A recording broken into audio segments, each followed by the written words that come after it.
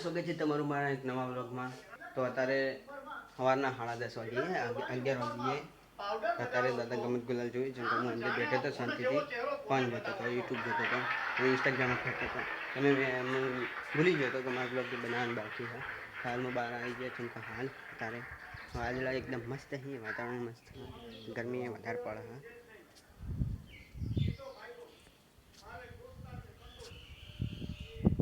વાતાવરણ તો મસ્ત મસ્ત ઠંડો ઠંડો પવન આવે હા.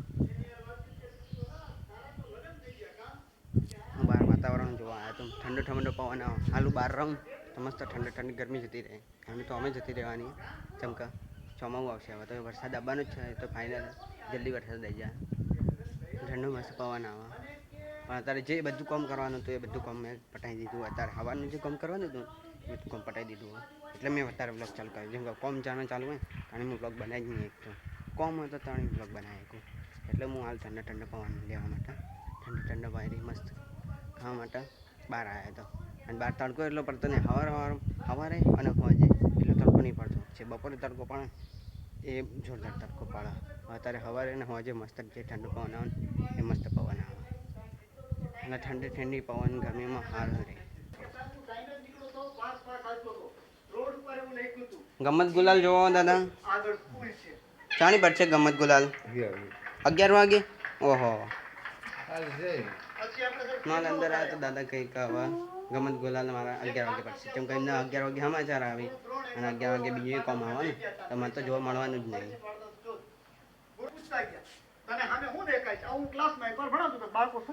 હું એટલે બેઠો તો ટીવી ચાલુ હોય બપોરે તો પટી દીધું બધું કામ ખાઈ લીધું હતું પણ ખાવાનું એ ખાઈ લીધું હતું.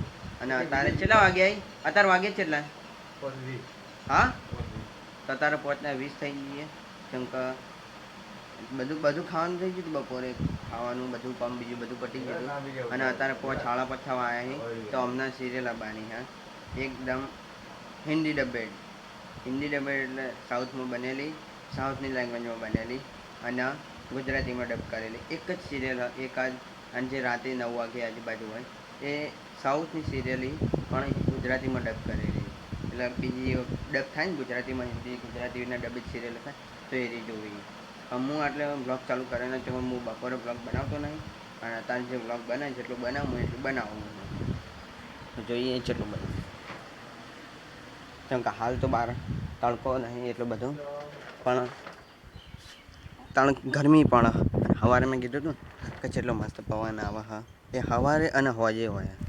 સાંજે જાણે 6 વાગે જેટલો હોય એટલો મસ્ત વાયરો ઠંડો પવન ગરમી ઓછી થઈ જાય ને ત્યાં. પણ અત્યારે તો નહીં, અત્યારે તો ગરમી હા વાયરો આવે પણ ગરમી બહુ. ચોમામાં હજી વરસાદ આવ્યો નહીં તો કરી શકીએ. શું કરવું એ તે એડવર્ટાઈઝ તો બધા ઉપર આવે શું કરીએ. હા તે હવે પ્રવેશોત્સવ ચાલુ થયો તો આવશે તો ખરા જ કે શું મૂકવું હા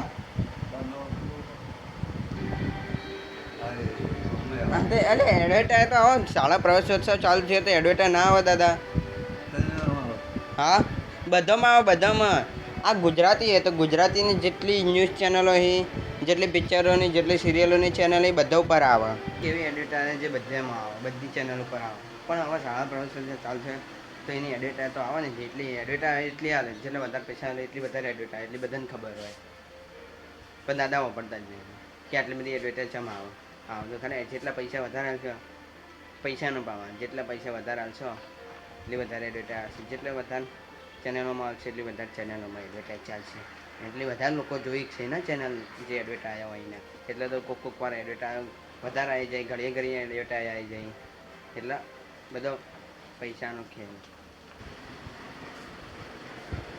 કાલ તો હાપ આવ્યો તો ખબર જ દાદા?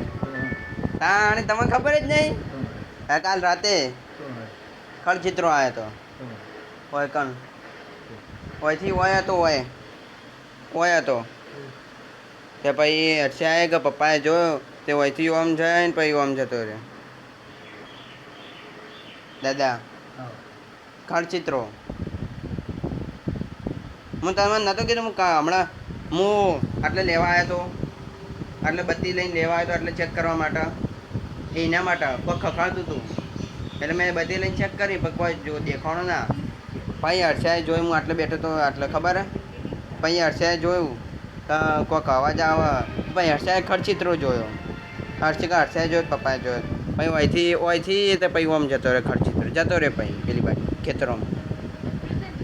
એટલે હવે ગરમીના લીધે તો આવી જવા શું કરીએ, ગરમીમાં બહાર નીકળી આપણે તો ધ્યાન રાખવું પડે ને.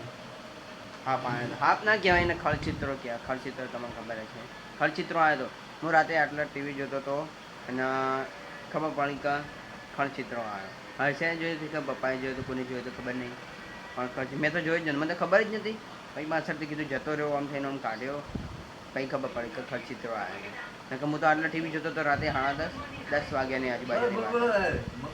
ના હાથ દાદાને તો હજુ સુધી ખબર નહીં. હાલ મેં કીધું દાદાને, તાણી ખબર પડી કે ખડચિત્રો આવ્યો. તમને ખબર નથી ને. પછી જતો રહ્યો ખેતરમાં. મેં તો જોયું જ નહીં ખડચિત્રો. ગરમીનું તો રહેવાનું. અત્યારે હું બહાર આવ્યો તો મસ્ત ઠંડો પવન, ખાવા પીવાનું થઈ ગયો. તો આ બ્લોગમાં તો બસ આટલું જ. જો બ્લોગ પસંદ આવે તો લાઈક કરી દેજો, ચેનલ પર આવે તો સબસ્ક્રાઈબ કરી દેજો. બાય.